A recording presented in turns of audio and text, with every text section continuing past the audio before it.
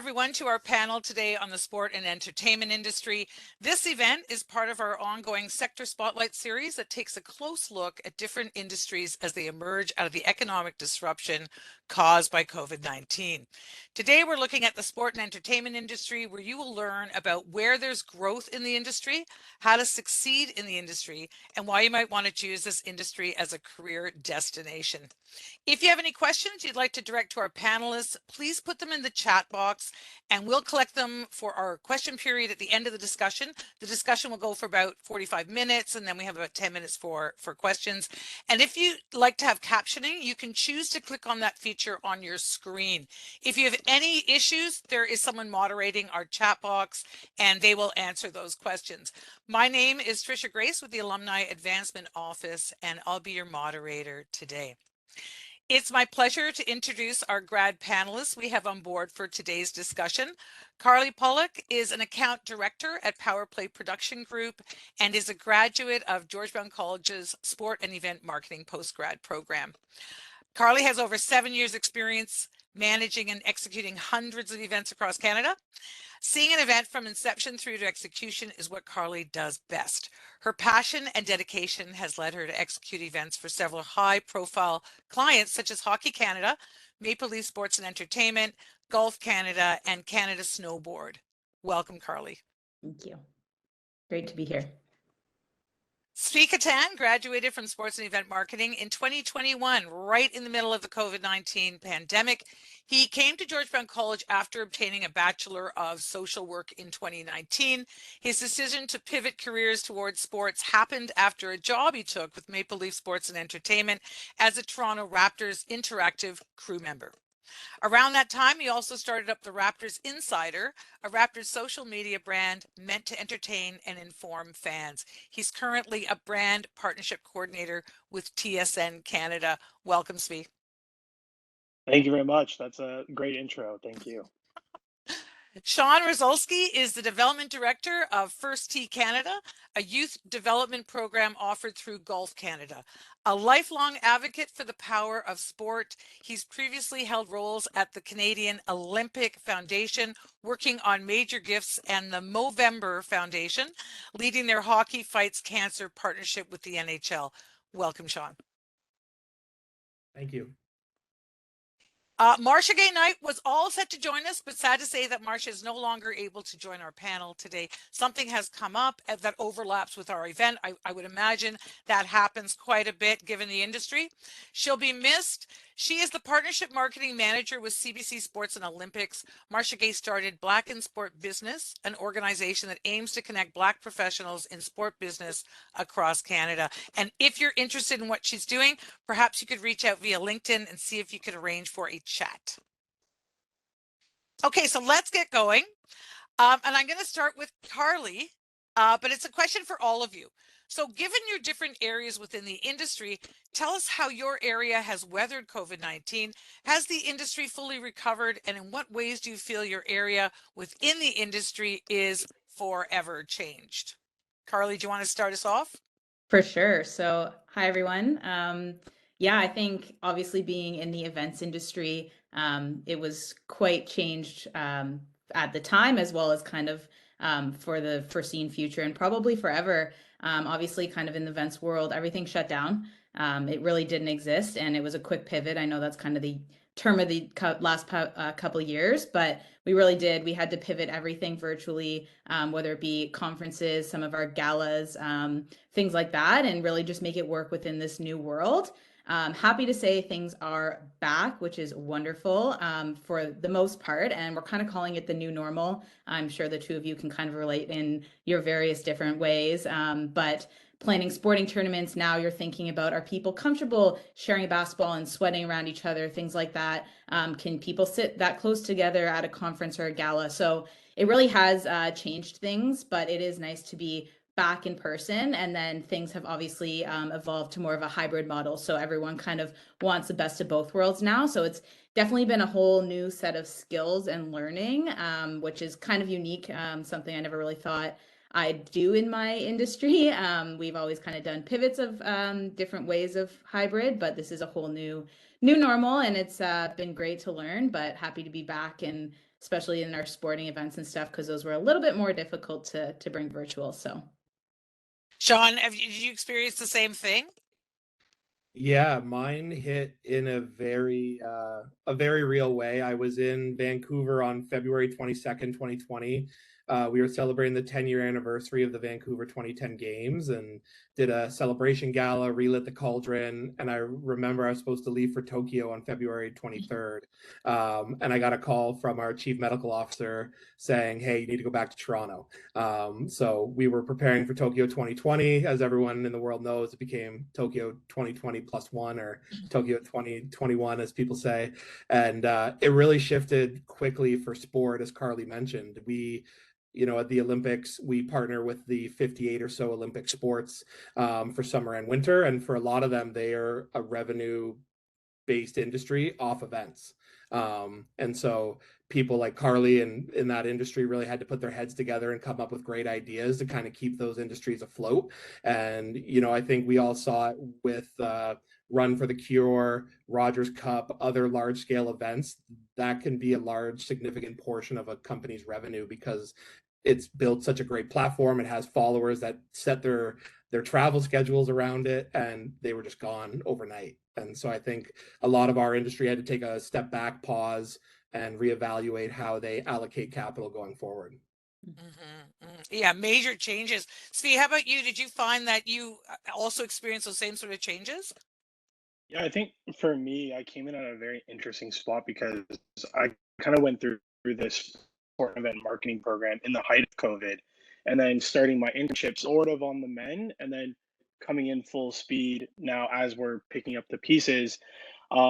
Everything, I want to echo what they've said, but I think, a trend that we sort of saw is being on the media side of TSN, the consumption of media and sports took, a large shift, whether it's, people couldn't go to live events, so they're trying to find content media all around it through digital forms, through articles, through content creation. And I think that was sort of like, a trend where we saw where, it could be a change forever in the industry where people are more gravitated to, personalities and the content creators of the world with the rise of TikTok and during COVID, that, a lot of approaches now are, can we build personalities along with the sport where, once the game ends, can we tune into people who, we kind of relate to, or we have some sort of admiration for, that we can listen to and continue to consume. So, on the TSN side, we saw a big rise in bar down, and now with much music where it's, creator focused, person focused, but it's also bringing in a lot of audience with the new ways of media. So I think that's sort of like a really big change that a lot of people are adapting to, and I think that was like really big after COVID. And for me, it's been very interesting, like seeing how the industry is navigating towards that now that kind of I'm in the mix after the height of it all. And I know right now you're very much involved with FIFA and what's happening over there. And I guess you're bringing a lot of these new concepts or way of delivering content to participants, to the audience, right? Yeah, yeah. FIFA, FIFA's it's a whole new beast in itself. First time Canada's qualified in 36 years, so everything's new, right? So Right. it's finding new and interesting ways, and even how we do go about partnerships on our team, trying to find innovative ways that we could tie into more than just an integration on TV. It's finding content series, bringing in content creators on our team to tell different stories through like Canada soccer and how being in the World Cup means to Canadians. Excellent. Excellent. Okay, so I wanted to know a little bit more about, how you made the career choice to choose sport and entertainment. Can you share with us what pivotal things happened to you that shaped your career choices and how you ended up in the work you do? And Sean, can you start us off? Sure. I think my answer is kind of twofold. The thing that made me realize I wanted to work in sport was I've played sports since I could walk.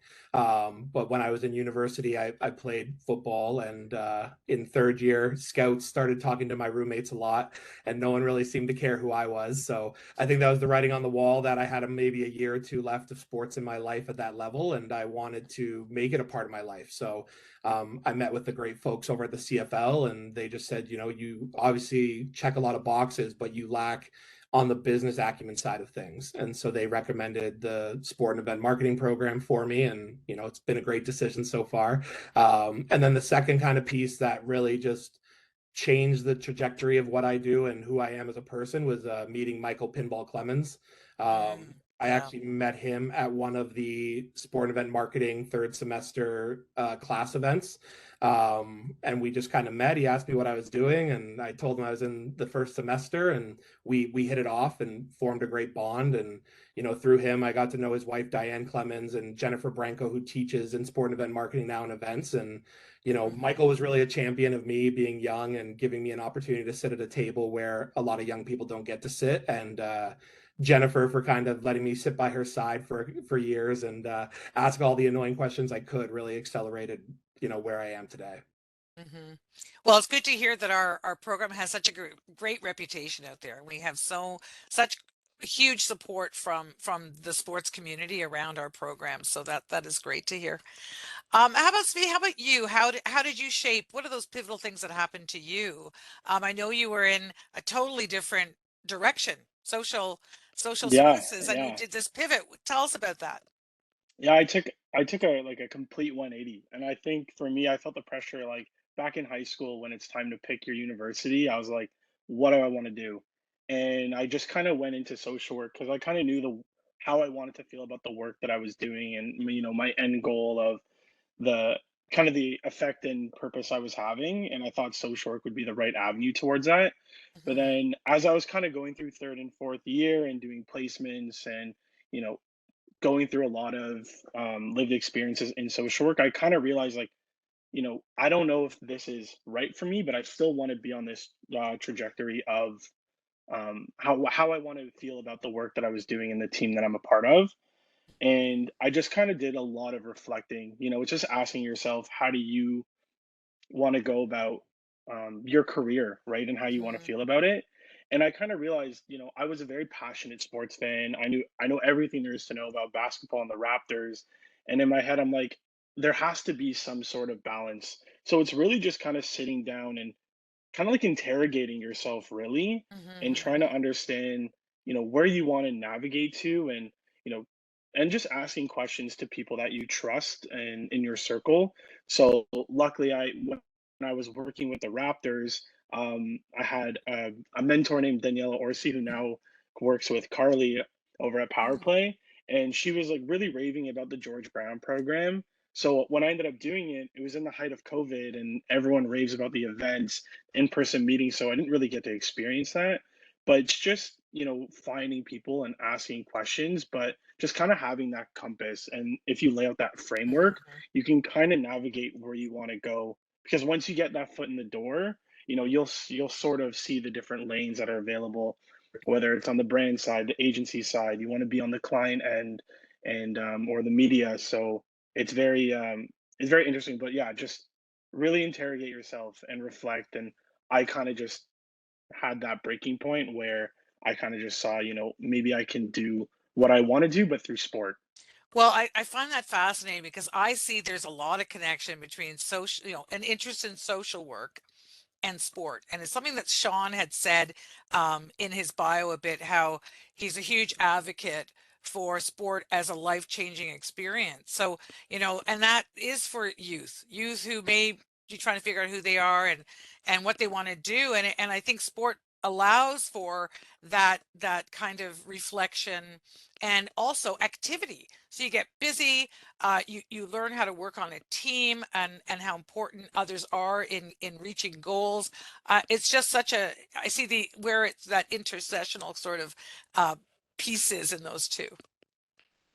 And I know, Sean, you did mention that how important that is, and you've probably seen that a lot. You support youth in sports, seeing the change that happens in youth when they really feel like they belong to a team.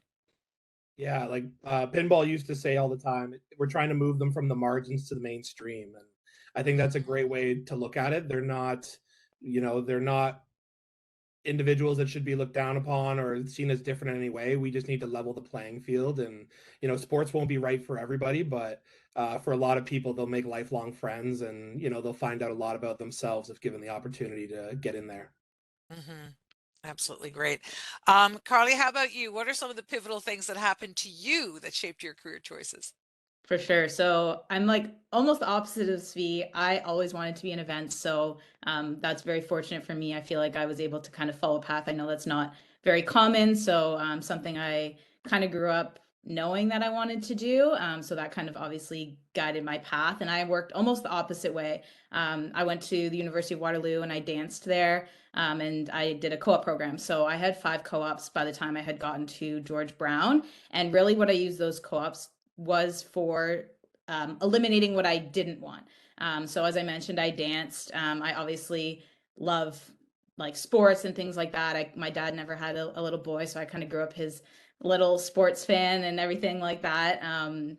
And so we I really knew like it was something I was interested in, I was passionate about, but it was kind of just figuring out how to combine the two, kind of like Zvi mentioned. So going into George Brown, and Sean, kind of to bounce off you, total side note, but I grew up with pinball. His daughter was my best friend from dance growing up. So amazing family, phenomenal people, can vouch from every left which way. To have him in your corner is obviously such an amazing thing.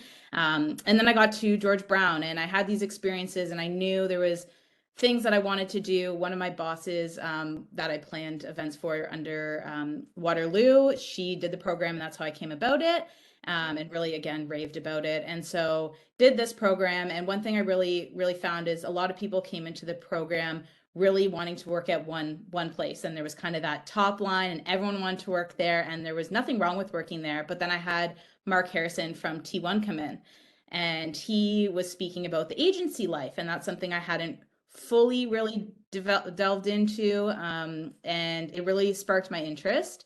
And one thing I will say, I kind of continued on that path. I did my internship at T1, stayed there for a little bit, and now I work with Mark Harrison on boards of different events and things like that. So it is a really small world, this kind of industry, and it's really special. I was saying to Sean earlier, he actually came into my class when he was with Movember to speak into that class, learned about his profession, things like that. So things do really come full circle, and you'll kind of experience all different things from an event perspective. And I think just kind of a sports perspective in general, just keeping your options open. There's definitely different pathways you can enter the industry and work with different corporations. So for example, I know MLSE has multiple postings and an incredible organization.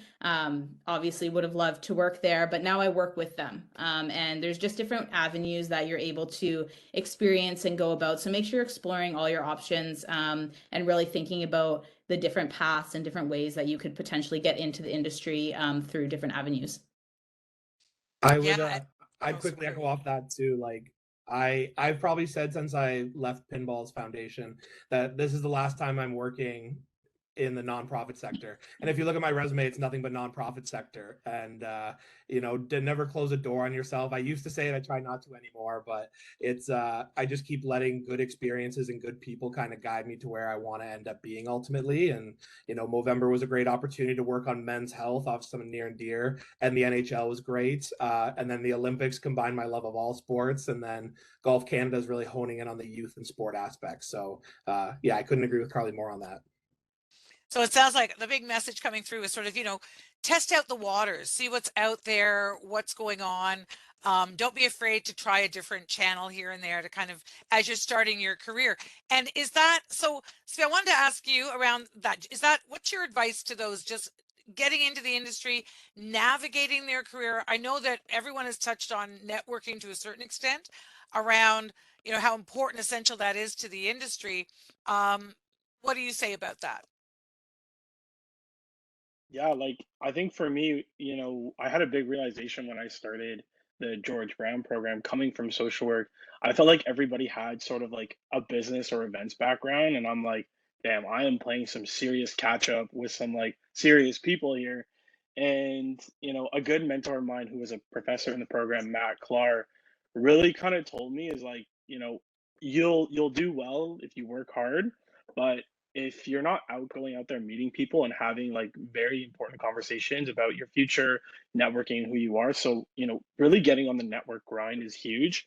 And having those conversations because, when you're a new grad or within currently in school, once you leave, if you can have like an army of people who could just say nothing but positive things about you, like that will go on forever. Like you'll always have that on your belt. And if that's not just as important, if not more important than the actual diploma, because a lot of work you do really anywhere you can learn on the job. It's just kind of getting there, right? So I kind of had to understand the learning I had from social work, the communication skills, and really the soft skills I felt was what propelled me to sort of get the internship at TSN, to get the full-time position at TSN. And I would say like, just honing in on that. So like really just building those communication skills along with networking abilities. But in terms of like other things, I would say is really understanding like the current news and events and trends that are happening.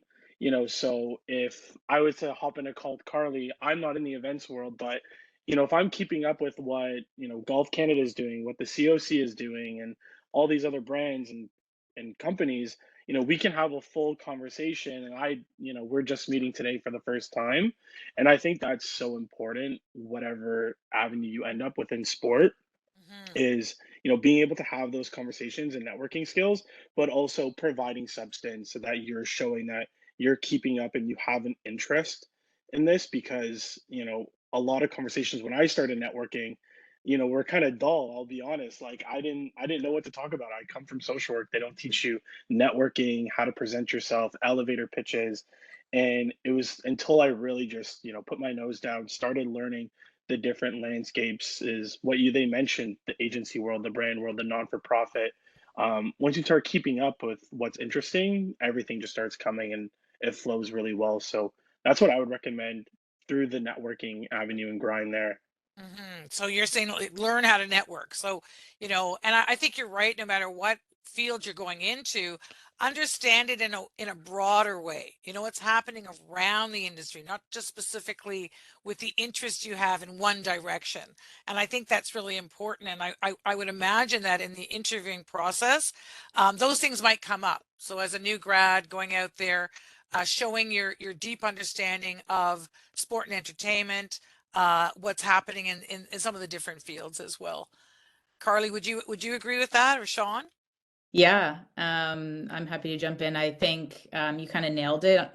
But as the famous Pete Wittes also says, don't burn bridges. And that's something I've kind of held with me throughout. And I think Zvi really touched on this as well.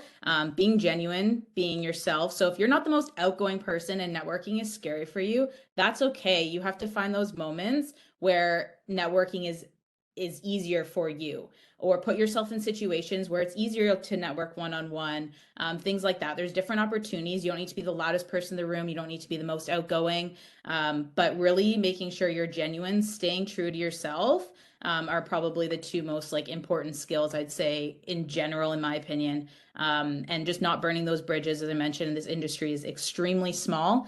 I still work with many people I did the program with, which is very exciting and really nice. Also, just stay in touch with people who have moved on from the industry, from the program. You're going to find connections kind of everywhere and anywhere. So it's really important to just continue to, as V mentioned, like go out there, go to different events, try new things, start new clubs, join webinars, things like that, just to get a better idea of the broad scope of what's going on. It's an ever-changing industry. As V mentioned, FIFA. 5 years ago, you probably wouldn't have thought we'd be talking about it. Here we are, and it's probably going to keep going, and it's going to build more. There's going to be more soccer within the events world, and Canada soccer is going to start growing, things like that. So it's really ever changing, and just making sure you're staying on top of it. Keeping good people in your corner is huge, especially as you're starting to navigate the new world and kind of new opportunities. And then just continuing networking, reaching out on LinkedIn for a coffee, or as we mentioned, he met up or spoke to the president of my company, things like that. Just really making sure that you're staying connected with where you want to go and keeping people in your corner that everyone's willing to help, and they want to help and they like to see people succeed. And so I think that's super important to keep in mind. Mhm. And Sean, did you want to add anything on to that around the networking or the idea of lifelong learning? You're always out there looking to see what's new, what's coming up. Yeah, like I think your network, and ultimately it is your net worth, especially in this industry. It's, you know, Carly touched on it earlier, working with Mark Harrison. I saw Mark at the 5 to Watch Awards in support of the Sport and Event Marketing program, and I would love to talk to Mark once a week if I could. But I know when I get the chance to see him there, that's a great opportunity for him and I to touch base. And he's such a great leader in the industry that I'm not going to be able to get in with him all the time, but you know, you can kind of find your spots with these great touch points just to check in with one another, and you'll grow your own personal network that will stay strong for you. And you need to have advocates that are speaking on your behalf in rooms that you're not in. And it can be really scary and it can be intimidating if that's not where you stand. But like both of you touched on, find what works best for you. If it's one-on-one, I think this industry is one of the best at accepting LinkedIn requests or emails that come through. I know I always try to give time where I can, but just don't waste the person's time. Make sure you come with a plan, what you want to understand, what you're hoping to get out of it, so that we know if we can help you. Because if not, I don't want to waste your time just as much as I don't want to waste mine. And yeah, the lifelong learning is important as you progress through your career, whether it's intern to coordinator to director to CEO. You're going to have to level up your abilities, and that's going to require that lifelong learning mindset for sure. Okay, great.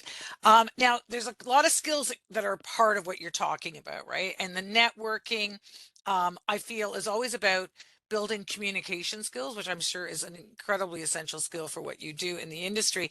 But given the jobs you do, what do you think are some of those other key skills that are really, really important to develop, and maybe how to develop some of those skills? Anyone can, Carly, do you want to weigh in on that?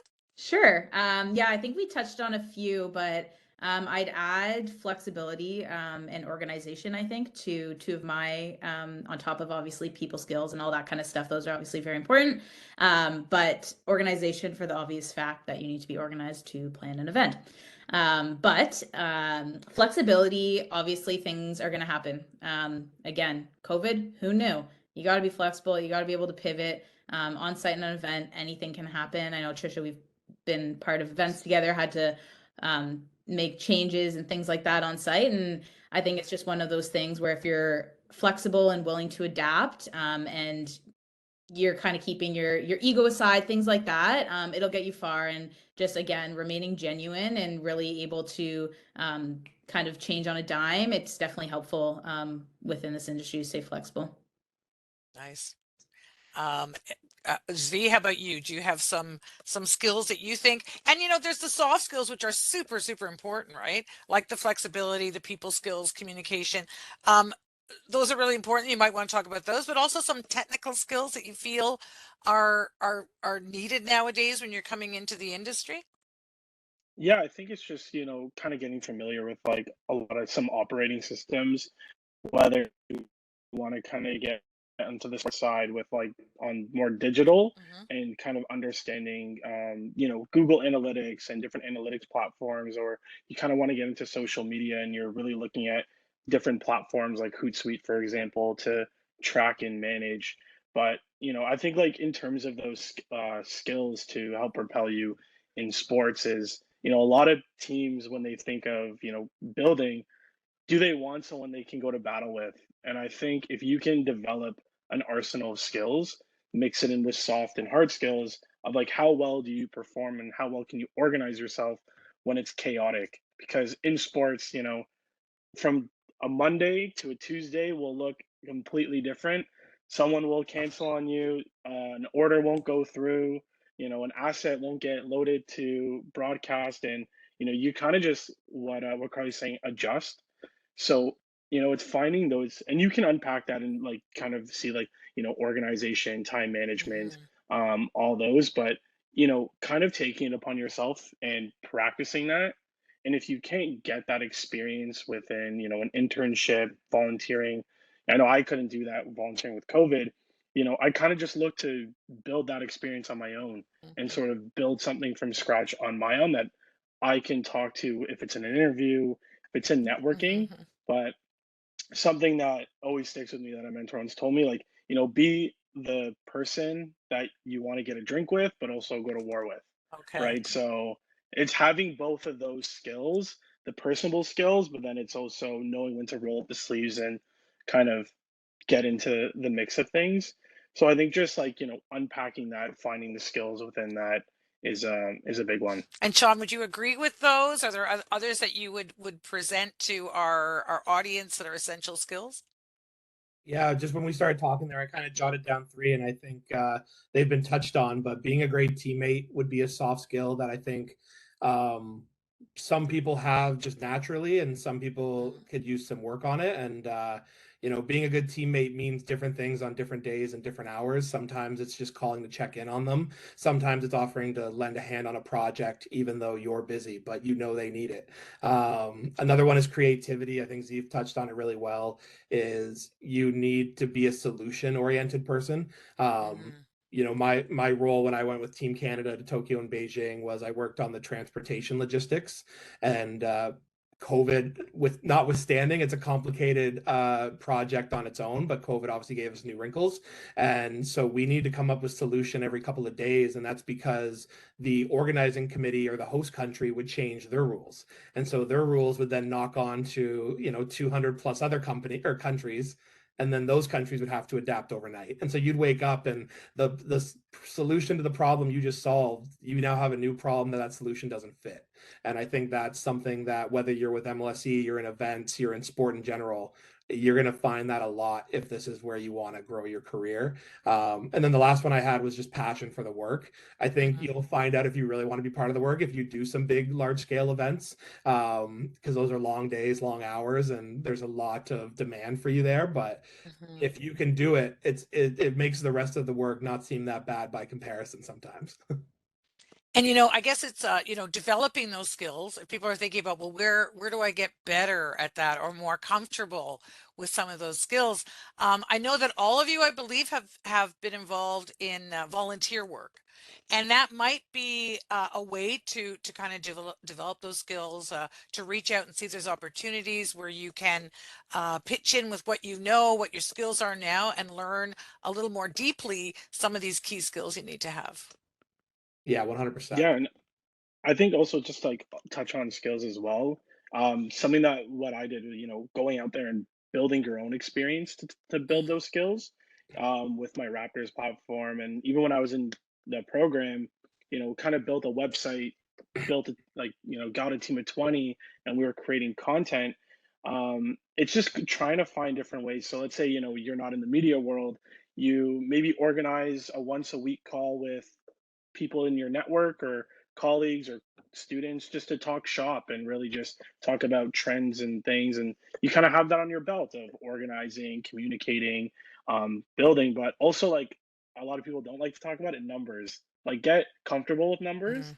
because I can only imagine, like, Carly, in events, like maintaining a budget, working through it, altering the budget on the fly. Like, when I was in the program, a lot of people, when it came to like the metrics course, people were scared. They're like, "Oh, I don't know how to balance sheets."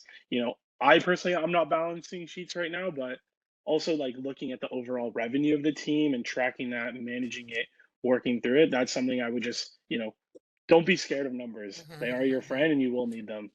For sure. Just to jump on that really Yeah. quickly, I think there's so many courses out there, especially online. A lot of things became virtual, so there's ample courses out there that either yourself, if you have the opportunity to fund them, or if you're in an internship, feel free to ask. We have an intern every term, and the first conversation we have with them in their interview as well as when they start is, where do you want to learn more? Like, what really interests you? What's something you don't know that you really want to dive into? And we give them those opportunities to kind of look at all different aspects of the industry, of the events world, things like that. And that's kind of how you pick and choose, like, this works for me, this I'm not great at, I could learn more, and then go out and learn more, whether it's as V and Sean mentioned, like networking with people, having those conversations that may not be comfortable, but you're just trying to learn, and people understand that. And I think whether it's courses or just starting your own opportunities, things like that. Those will help build those skills as well.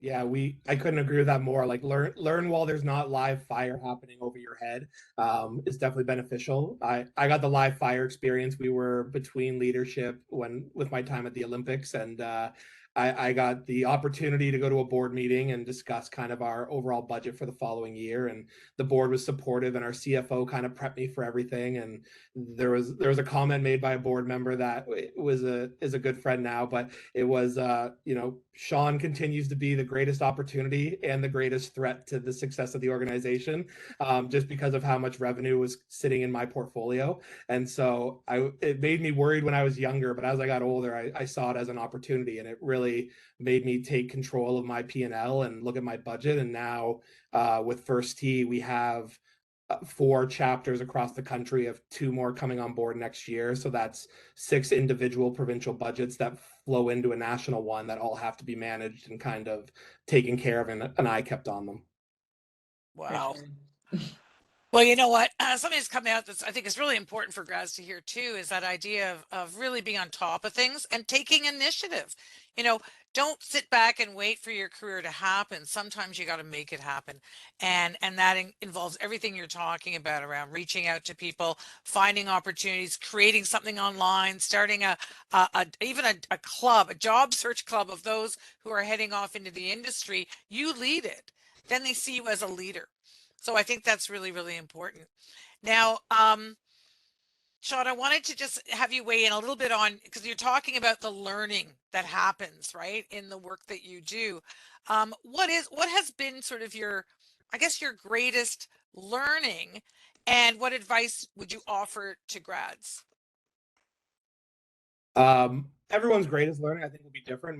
Mine probably is that you have to have belief in yourself, and you have to know that you're capable of doing the job. I had a great reality check. I did the SMCC, which is the Sponsorship Marketing Council of Canada. I did their intern or their mentorship program, I should say. And so I got paired with a great mentor, and he was great because he kind of set expectations for how you manage up and how you work with senior leadership, and how these people don't always have the most time in the world. Doesn't mean they don't like you. It just means there's a bunch of priorities on their head.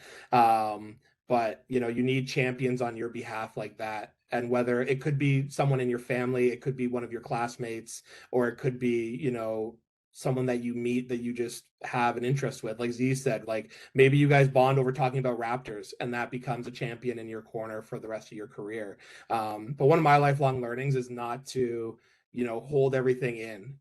Share your problems, share your frustrations with your colleagues and your trusted individuals, because they want to see you be successful, and they most likely have solutions to offer. They may not be the ones that work, but they can help get you unstuck sometimes. Mm-hmm.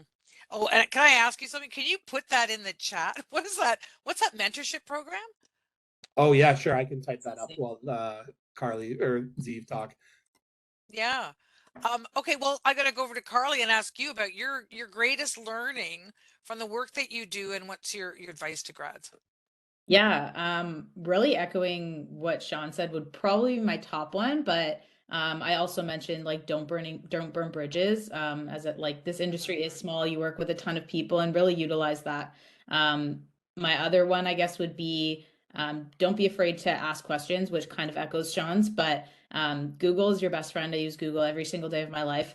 I don't know where I would be without Google, which is, I guess, a perk of this generation. But yeah, I think don't be afraid to ask question. No question is a dumb question. There was times where I thought like I made the biggest mistake and the event was over and I'm gonna get fired and all this stuff. And had I not just like spoken up instead of like internalized everything, panicking myself, it's not the end of the world.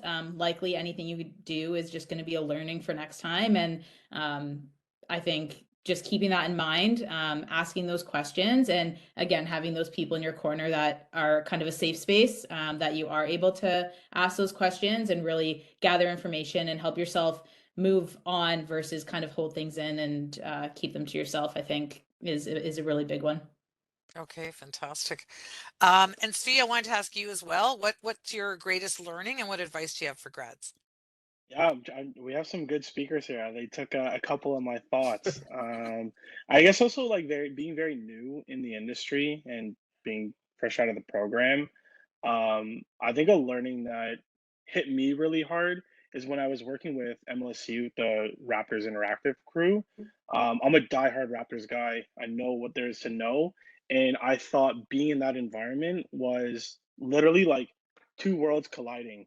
And I kind of just understood that like what I loved most about basketball is being a fan of it. And I kind of realized like I was there for the wrong reasons. I thought it was just a cool opportunity, cool experience. I'm gonna love it. But after kind of like the championship run, being there was like literally a dream come true. Next season, I was like, I can't do this. And when I told my friends that, they're like, bro, you're gonna leave this job, like it's perfect for you and all this. I'm like, but it's just it wasn't me. Like I just found myself not being able to enjoy the games. It was like it was just a big thing for me. So I think taking a step back and kind of what we today we were touching on before is, people have that end goal of like I want to be on, MLSC, Raptors, Leafs, all this. Do you want to do that for the right reason? Mhm. Or is it just because like you're a diehard Leafs fan, you want to see the Leafs go to the cup if they ever do, fingers crossed. But it's like, is that the reason? Or is it do you see the sport in a different way that you want to be on that impactful side? So I think that was like a really big learning for me. And I think I was very lucky to have that while I was still, I was in social work at the time, and I kind of had that realization within sport right away, which kind of led me more to the partnerships side of it in media. I Oh, thought really? of, can I say one more? Sorry. Yeah. Oh, absolutely. I think it kind of like encompasses them all, but being a champion for yourself, I kind of see in the chat, and I can touch on this when we get to the general chat, but being a woman in the sports industry, I think I like threw myself under the bus earlier saying I was my dad's little boy. Like obviously girls can also love sports. I was just a very girly girl ballerina, so that's where that comes from. Mhm. But I think it is a tough thing to do, and I'm very grateful to work for a company that is all females, aside from James King, which is quite cool. There's six, almost seven girls with our intern, and then starting in January, and then James. So I think being a champion for yourself, really finding that niche thing that you can bring to the world. And Zvi, you kind of nailed it. Not entering the industry just because you like love sports, finding that thing that you're passionate about, which Sean mentioned is obviously just such a huge word. And it's not a buzzword, really figuring out what you're passionate about and where you feel you can help things grow. I work a lot with nonprofits, Sean, obviously yourself as well, and finding those things that you can bring back and give back to the world that make your heart sing and things like that. I think those are such big important things, and just being a champion for yourself when appropriate, obviously, but really standing up and making sure that you are making like in a good place and that you're providing where you need to. Excellent. Well, very insightful answers. Thank you for that. Now we're just about to open the discussion to the participants, but I have one last question that'll give time for anybody who wants to add a question in. Please do so. If you're out there and you've got that burning question you want to ask. I see quite a few have come in, which is awesome. Okay, so what is it about working in the sports and event industry that brings you joy on a daily basis? And I'm going to ask Sean to start us off. I was gonna say we do the Canadian niceness of waiting for someone else I every know. time. I'll try not to get on my soapbox on this, but I like I said earlier, I think sports is a vehicle for change. Sports is what brings you in, but it's not what you learn once you're in kind of the house of sport. The government hasn't really increased too much funding to what our national sport organizations receive. They create some great Canadians. When you have like a Tessa and a Scott for so many years, I think their hometown has the home of Tessa and Scott on there. There are people in small town Saskatchewan that have an Olympian that they still talk about how they grew up playing with them, or Mike Weir from Saskatchewan that just got named the president of the international team for the President's Cup that's coming to Canada in 2024. Like for a small child in Saskatchewan, seeing that's pretty incredible. And I think it's you have to be able to see it to believe you can be there one day. I like that sport is becoming more representative of Canada as a country with its multiculturalism, and the fan base is kind of coming together. And I just think that we've done a lot of spending in education and healthcare, which is fantastic, but there's only so many buildings we can name, and so many wings that can have a family name over them. And I'm really excited for the next 10 years. I think sport will start to take a real spotlight in that, and that's what drives me every morning, knowing that the money's going where it needs to go and helping under-resourced youth have an opportunity to experience this. And hopefully, 10 years from now, they're back coaching, or they're a scholarship recipient, or they're speaking on a panel like this, is what would bring me the greatest joy kind of when I look back on my career. Very nice, Sean. Zvi, how about you? Well, I don't know how I can follow that.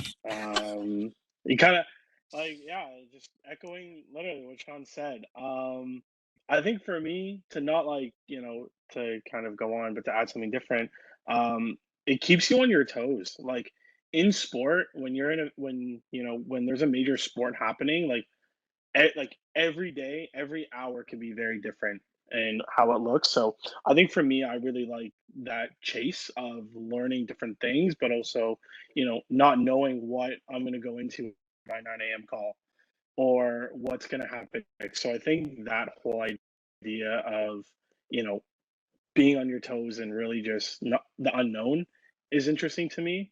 But also the people, like everyone works into sport because one, they love sport, but two, like for a whole unique passion. And I think that's really cool because on the TSN side, working with producers, working with can you still hear me? Yes. Oh, okay, something just popped up. Like when you're working with producers and teams, like you're gonna have to ask so many favors, and people are just very willing to just go that extra mile for you. And just like knowing that is very motivating because you're gonna be surrounded by people, or if you can surround yourself with people who have that sort of passion and vision, it makes it very motivating that when it comes time, because any job is a job, and there's gonna be times where you're gonna have to do stuff you don't want to do, but it's a lot more motivating and comforting when you're doing it with a team um, that is that has that vision. For sure. All right. Thank you for that. And Carly, I'll leave you with the last word on that. It's gonna be very few words because I think you guys wrapped it up in a nutshell. But honestly, the people and the impact, just from an event standpoint, and obviously working kind of a lot in that nonprofit space, with the likes of Big Brothers Big Sisters Toronto, things like that, going into a room with all these people who are just so influential, and know that you're helping make an impact and raise money and allowing people to enjoy an experience, that is going towards such a good cause. You see these, even George Brown, Foundation with the Augmented Education Program, these students who are coming into this program and coming out on the other side just in a whole new light, and just with the world is their oyster ahead of them. Just to be even a small part of that, is just something that's so special. And then the people you get to work with, I think even before we started this call, we were all kind of chatting how we have so many connections within industry, and we've all worked here or there with this person. And I think it's just such a unique small industry, that has so many amazing, incredible people to just continue to learn from, be motivated by, and continue to have such great mentors, in your corner. So I think those would probably be. I gotta say, I couldn't have asked for better panelists. Honestly, what comes out with the three of you is you're really excited about the work you do. And there's nothing better to be in a role, a job that you get excited about every day. So that is awesome. Okay, I have some questions coming in. So they're coming through here. So and I know there's some over here in the side panel, but hold on one sec. Okay. I've got one. Okay. What advice can Carly give about breaking into the sports marketing event industry as a woman? The sports industry has come along in terms of hiring women and non-binary folks, but it's still a male-dominated field. So I was wondering if she could share any advice that helped her get to where she is today. Yeah, for sure. And I think Marcia obviously would have been a really great asset to this with her background and knowledge. But I think it is something that's a little bit more difficult, and it is becoming much better. As I mentioned, I'm very fortunate to work in a company that is all females, which is something that's quite cool and inspiring. And I think it's finding that niche that makes you stand out, finding something that's going to kind of put you in front of some of the other people that are interviewing. I think trying not to compare yourself. I know it's kind of the hardest thing in the world not to do when you see a room full of people who are obviously all very talented in their own ways. It's figuring out what your own way is, and figuring out what it is that you can provide. Because if there's no reason that they can't hire you to based on what you're able to provide to them, and really coming up with what that is that will make their organization or them as people better, just keeping that at the top of mind, and really just trying to figure out what that niche is that you can provide would probably be my top of mind. And then also, as I know we've mentioned 100 times, but networking and really asking people exactly that, finding those people who will help champion you, will help be in your corner, giving you those opportunities, getting you in front of the board meeting or things like that, joining committees, events, majority of the time have a committee. Get on that, start networking through those types of things. And that will really help you have people in your corner, both for all genders. Yeah. Okay, great. Great information. Okay, I have one, and it can be for anybody.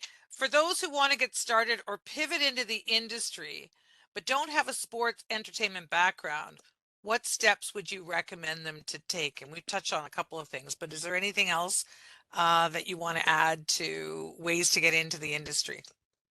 Zvi, I think that's all yours. Yeah. Yeah, that's it's a good one. Kind of like what I've been saying before, really just look for opportunities to get involved in some sort of way. Like for me, I couldn't get it anywhere, so I had to create it myself. And I think, find what you're passionate about within the industry and why you want to get in, and then look to start to create something with that, whether it is like a networking call, a meetup, um, things like that, that one will propel you, but also others to help you stand out because, sometimes you can't get it. You can't get experience. And I think I really resonate with a lot of people who can't because I was in that situation and it was the most frustrating thing possible. And so it's just one putting yourself out there, but I wouldn't look at, not having experience as a downfall. And I think that was my biggest thing is I kind of looked at having social work and that knowledge as invaluable. And I was like, I just, nothing I had was relevant, and I just felt like I was so far behind. But once you start taking a step back and just really reflect what you know, there are going to be so many transferable skills, whether it's soft skills, hard skills that you have that set you aside.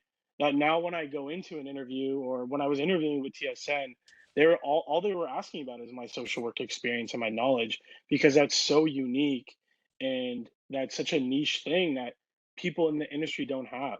So if you have like, let's say you did like an undergrad or you did something in like sociology or psychology or something else that's so different than what a lot of people have who did marketing or business or events or things like that, that you can learn that on the fly. And when you exemplify that through explaining that you're taking steps and it's something you're passionate about. But I think it's just not looking at what you have as inexperience or not relevant and just really hammering that home.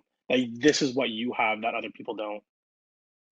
Mhm. Yeah, I think that's awesome. It's how do you apply your experience to the where you want to be? Running 44 power in a run spread offense doesn't relate too much to a 9 to 5 meeting.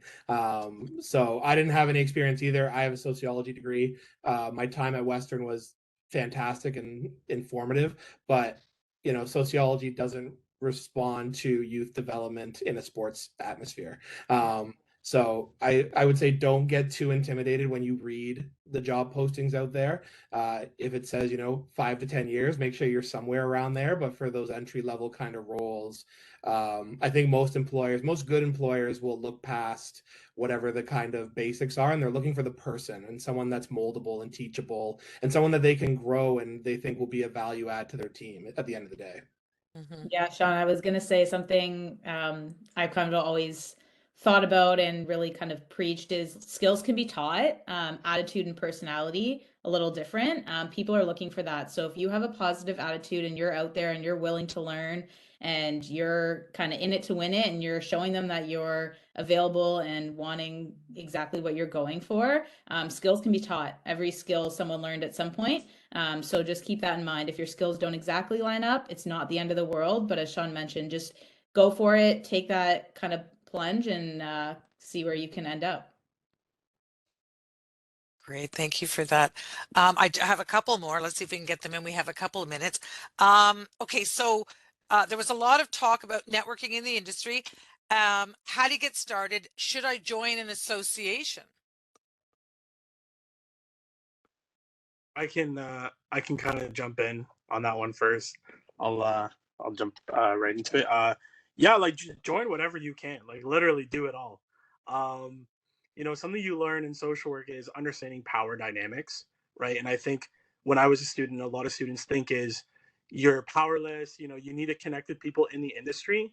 But if you kind of take a step back and look at it, when you're a student or you're a recent grad, you have so much power in that when it comes to networking, because if I didn't meet Carly today and I reached out to her and I didn't do like a personalized invite or didn't do that, she'd probably think, one, what does this guy want to sell to me? Or two, he wants a job. So people have that like connotation when you're in the industry that kind of makes it a bit harder to network. But when you're a student and you're reaching out to people, whether it's like cold messaging on LinkedIn or, joining a network like the SMCC mentorship program or going to those events, um, people are already understanding, one, you're a student, you're not trying to sell me anything, you're just trying to learn, build your network, and hoping to get your foot in the door.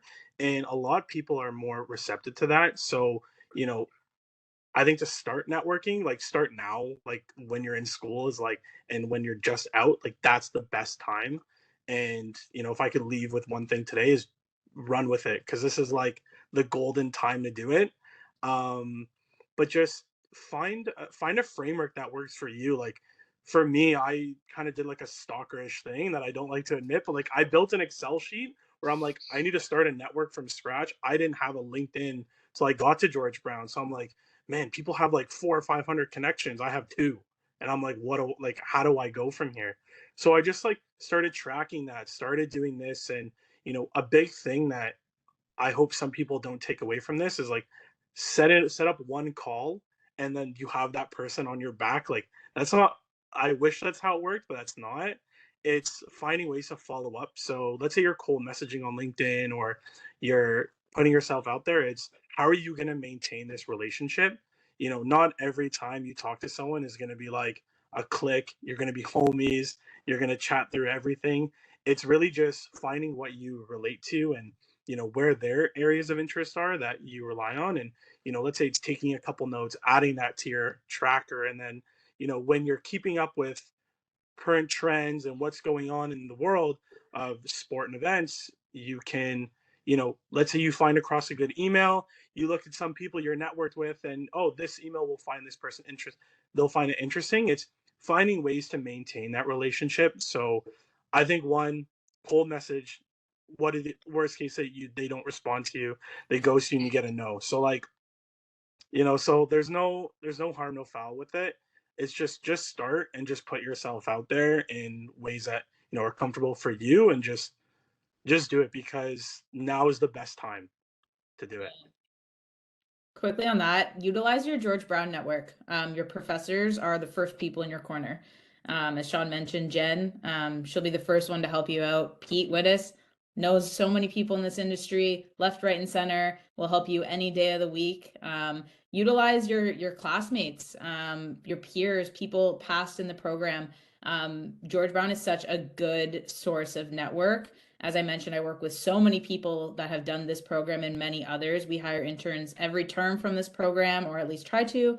And I think it's just so important to utilize as a starting point. If you don't know where to start, go to your professors. They're there to help. And as well as your colleagues there, or your peers, they're also in the same situation. So work together on different ways and different tactics and techniques that will kind of work for everyone. Fantastic. Oh, I see. Sean, did you want to add something? I was just gonna say I'm here today because I went to the 5 to Watch Awards and caught up with Dawn Christie. And Dawn introduced me to Trisha, and that's kind of how the small world connects itself around. So it's great, got to meet my fellow panelists today and spend some time with them. And I think we use the word networking and elevator pitches a lot. And if you're an introvert, you might need to kind of have that mindset of I got to go out there and I got to do this. I think as you get into the industry, it's almost subconscious at this point. Like when I see someone, I just want to catch up with them. And I did a little while ago, I was out for drinks and I saw someone and I said, oh, this is what I'm up to.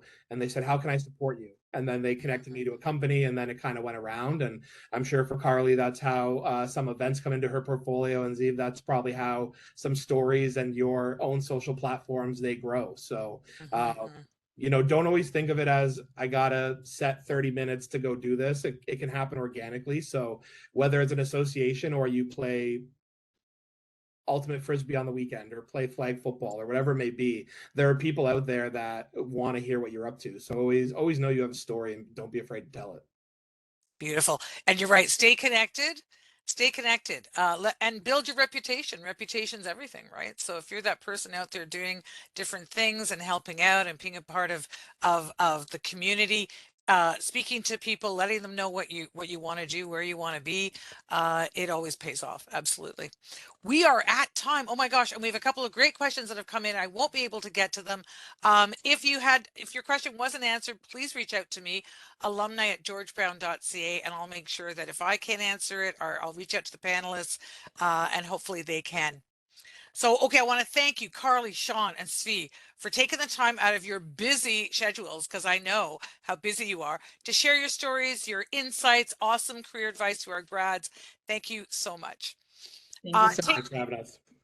Take care, everyone. Stay safe, and thanks for choosing to spend your time with us today. You'll receive a survey shortly, and we'll appreciate you completing that. There will also be a recording of the video available on our YouTube channels in a couple of weeks. Feel free to reach out to me again at alumni@georgebrown.ca if you have any questions or comments.